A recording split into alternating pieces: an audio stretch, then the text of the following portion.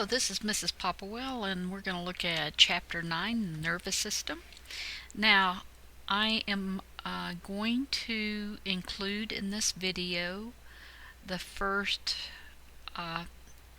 set of slides all the way up to the meninges, and then I am going to allow you to view the videos that I have made for AMP1.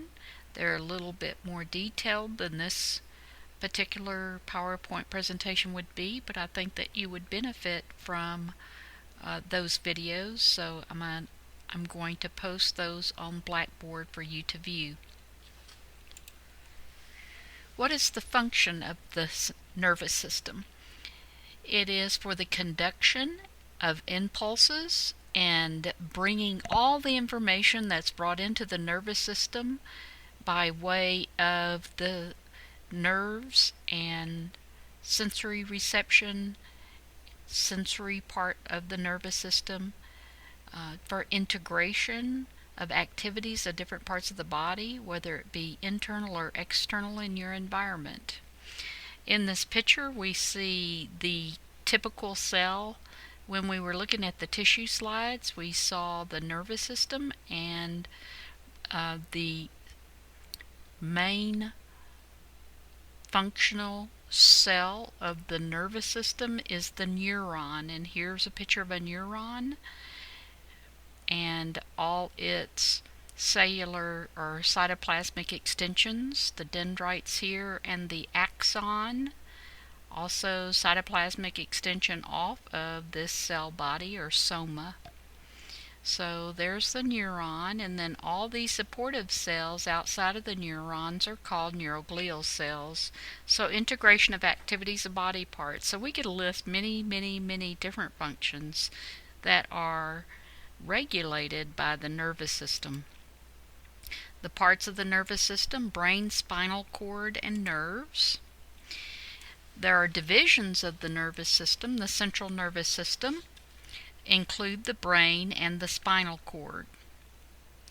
The peripheral nervous system, just like peripheral vision, you have vision where you're looking straight ahead, but your eyes also allow you peripheral vision, hopefully, where you can see things off to the side while you're looking straight ahead. And the peripheral nervous system come off, or those nerves that come off of the central nervous system, the brain and the spinal cord. So the peripheral nerves are the cranial nerves that can't come off the brain stem here. There are some on the base of the brain and off the brain stem, and those spinal nerves that arrive from the spinal cord. So there are cranial nerves and spinal nerves. These are called peripheral nerves. The CNS and PNS. CNS, the central nervous system, brain and spinal cord. The PNS, the peripheral nervous system, the cranial nerves and spinal nerves that come off of the brain and the spinal cord. In the peripheral nervous system, cranial nerves and spinal nerves, you have the somatic nervous system. It connects the skin and some voluntary muscles of the voluntary muscles of the skeletal muscles, or the skeletal muscles. Some involuntary too. Those are the skin, which would be like the erector pili muscles that give you goosebumps. But that would be the somatic nervous system. Autonomic nervous system controls stuff like smooth muscle in the viscera, or the organs of the body of different systems. Also controlled by the autonomic nervous system would be the cardiac muscles and glands. We'll look at this a little bit later on, but then the autonomic nervous system is then broken down into the sympathetic and the parasympathetic nervous system.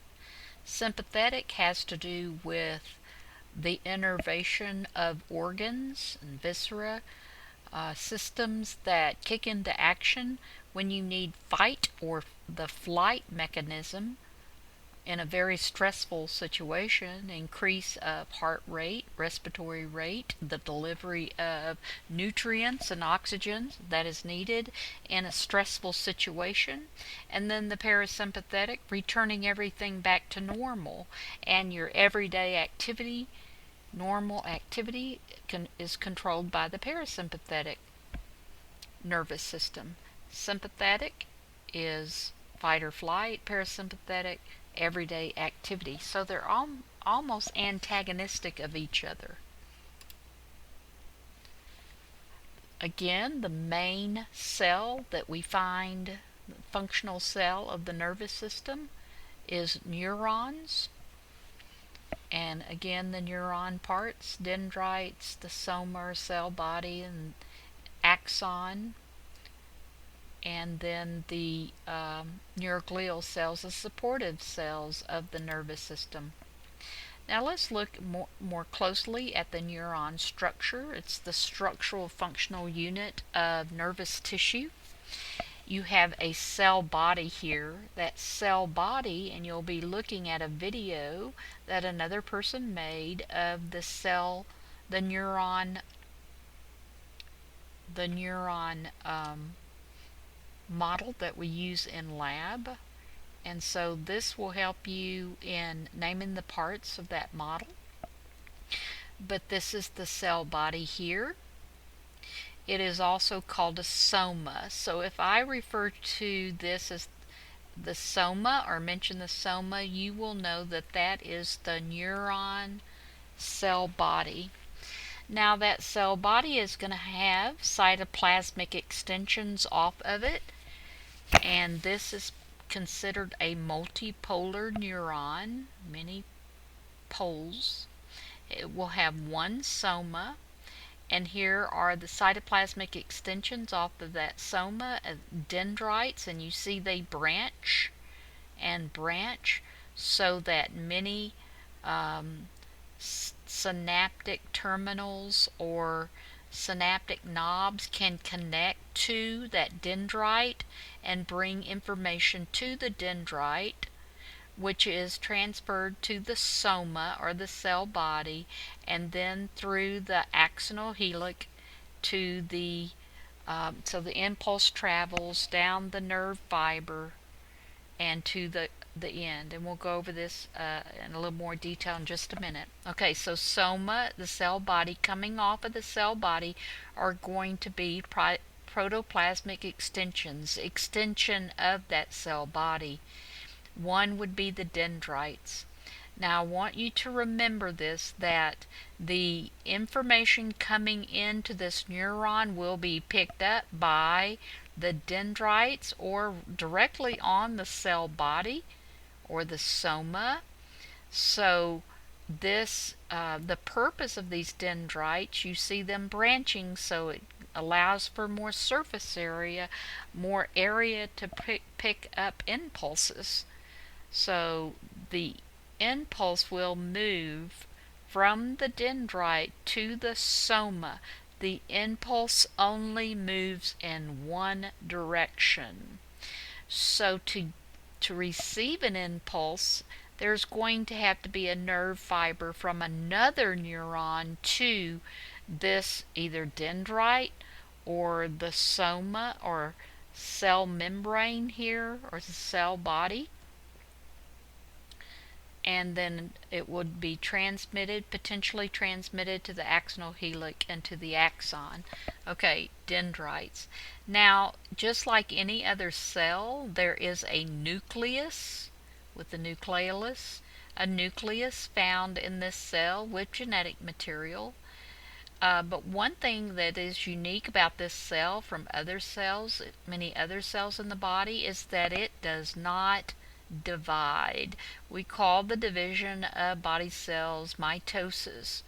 This does not undergo mitosis, so once a neuron dies, it's not replaced. This neuron does not divide into more neurons.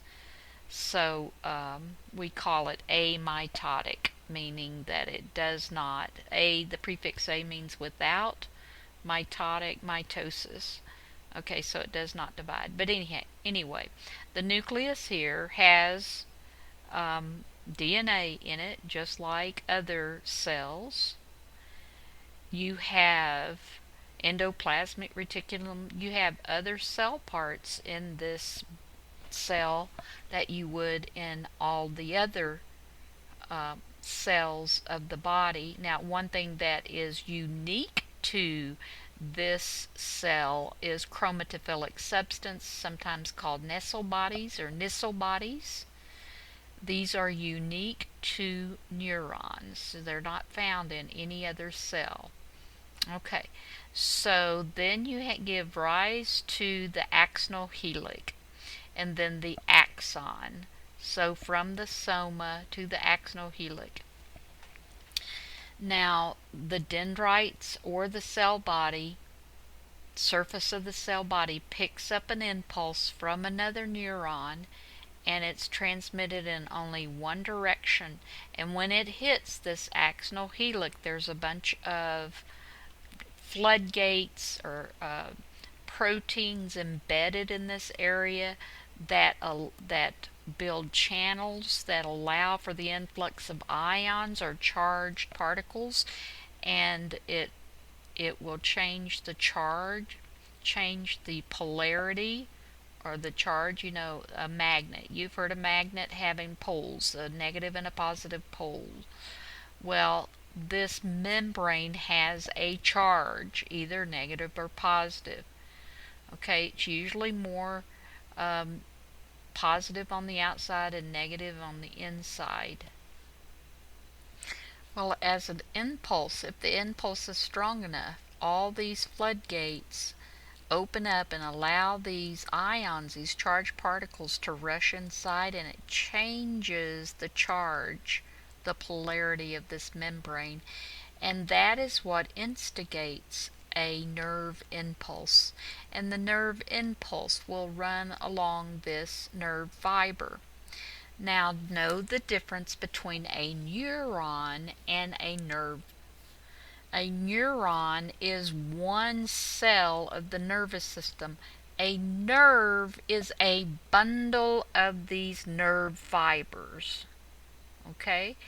A bundle of these axons would be a nerve. And later on, when you look at the spinal cord, you'll see the dorsal root ganglion, a bulge. That's going to be a bundle of soma, or a bundle of cell bodies. And then the nerve itself will be a bundle of axons. Each axon has an impulse that moves only in one direction. Now, you can see that these are myelinated, and there's little gaps called nodes of Ranvier, okay, between the myelin, nodes of Ranvier, nodes of Ranvier. Right here you can see that this nerve fiber branches off, and that's called a collateral, where they branch, and they'll branch multiple times for multiple fibers that come off of that one axon, and those are called collaterals. Now this Schwann cell is myelinated. Okay, there's a myelinated nerve fiber. The impulse will travel fastest down a myelinated nerve fiber. Okay, the axon, so let's see, the neurofibrils are very thin fibers that run through the middle of the axon. Nodes of Ranvier, the gaps between the myelin here. This is a motor neuron. Since it is a motor neuron, this cell here is called a Schwann cell. It's going to have a cell membrane called neurolema on the outside. So Schwann is a person's name. So some textbooks call this a neurolema site because they're trying to get away from using a person's name in science or biology, so They may call this a neuralema site because it has neuralema on the outside, and this, a Schwann cell and neuralema, is only found on these nerve fibers in the peripheral nervous system. In the central nervous system, there are no Schwann cells. They're only found in the peripheral nervous system, and this is a motor neuron. So these Schwann cells are found on motor neurons of the peripheral nervous system, not in the central nervous system. Okay, Schwann cell or neuralema site. It has, you can imagine like a tortilla, and the outermost layer is that neuralema, but if you wrap and wrap and wrap, you're going to have one layer after another of myelin that insulates, just like the insulation on a wire in your house. Okay, and it allows for the transmission of that impulse along that nerve fiber. Now, if there is a disease process or a condition to where that myelin is stripped away, it's going to be much like losing the insulation off the wire in your house. Say you have a rodent comes in and chews the insulation off the wire in your attic, and you flip the switch, a light switch, and electricity tries to travel down that wire, and the insulation is missing off that wire, it can be shorted out, and the light bulb may not come on. It may cause a fire, or the light bulb, because that electricity is being bled off of that wire, and so it doesn't work right. Well, the same thing would happen if this myelin was stripped away from this nerve fiber. Okay, and here at the end, here's the axon terminal, the end of the axon.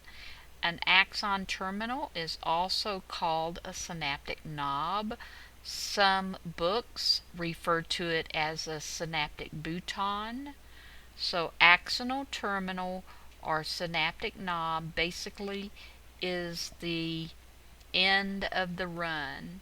Okay, now it can attach to muscles, it can attach to the dendrite or soma of the next neuron to send that impulse even further, or it can attach to organs, it can attach to all kinds of things. But anyway, so the cell body, dendrite, and axon. Neurons can be classified in different ways, but let's look at the classification of neurons based on their function. Now, sensory neurons come from sensory receptors. All over your body you have sensory receptors that pick up information that take it to the central nervous system to be processed. Let's use an example here. Say you're cooking a pot of soup on the stove, and somebody helped you by stirring it up, and they left the spoon, a metal spoon, in the soup. And you see this and you pick up the spoon, and your skin has hot and cold receptors, pain receptors, remember, light, touch, deep pressure. Well, those pain receptors and those hot receptors pick up the information from that spoon, and they carry that information along this sensory or afferent neuron nerve fiber.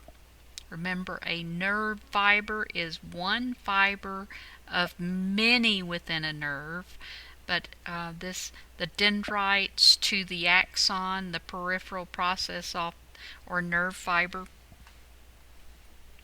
This is a sensory or afferent neuron, is taking information from those sensory receptors in your hand to the central nervous system. It travels along the afferent neuron. Now this is going to be posterior, come along to the dorsal root of the spinal nerve. Okay, so that's the direction of the sensory neurons. the dorsal root of the spinal nerve, or actually spinal nerve to the dorsal root. This would be the dorsal root ganglion if we were looking at a spinal cord, and the dorsal root of the spinal nerve into the central nervous system. Now that would be the spinal cord. So from the dorsal root of the spinal nerve to the posterior white matter, to the posterior horn or posterior gray matter, to the interneurons. Now interneurons, most of the central nervous system is made up of interneurons. These are neurons that help to process information, and if it's a reflex, it stays in the spinal cord, but if it needs to be interpreted, it is sent to the brain. Grabbing that hot spoon, that information is probably going to go to the brain, so that you can your brain helps you to make a very, very quick decision here. Do you drop the spoon, or do you try to make it to the sink? Do you take the time to turn the cold water on to cool the spoon down so that you can use it again? Or what's going to happen here? But that information is probably going to be processed in the brain. We call those ascending nerve fibers. Take the information to the brain, descending nerve fibers, bring it back from the brain, and with the decision, travels those inner neurons through the anterior gray matter or horn to the anterior white matter or funiculi, but you don't have to remember funiculi, but that's what that white matter is called, to the ventral root of the spinal nerve, to the spinal nerve, and now it's called an efferent neuron. This is an efferent neuron. So cause and effect, basically. You have information traveling to the muscles in your hand so that you can release that spoon. Okay, so the information to the muscle to release that spoon. So let's go over that one more time again. The sensory neurons pick up information from sensory receptors, and this could be anywhere in the body, to pick up information that needs to be processed by the central nervous system, either in the spinal cord or by the brain. So sensory receptors travel along an afferent neuron or a sensory neuron on the back toward the central nervous system or the spinal cord, and it will come in on the dorsal root of the spinal nerve into the central nervous system in white matter, to the posterior gray matter, to the inner neurons, to the brain, links it to the central nervous system so it can be interpreted. It may go to the brain, or it may stay, if it's a reflex, it will stay in the spinal cord, because you can have reflexes without a brain action or brain function. Okay, and then it is carried through these inner neurons to the motor neurons.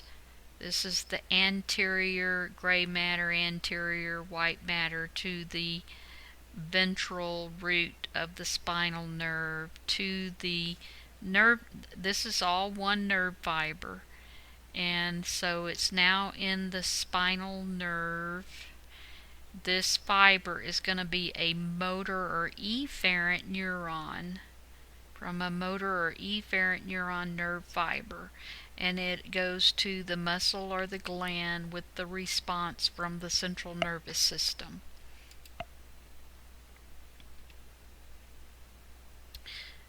And I'm going to end the presentation here so that you can see these animations online, and there will be more YouTube presentations on Blackboard to complete Chapter 9 of the Central Nervous System.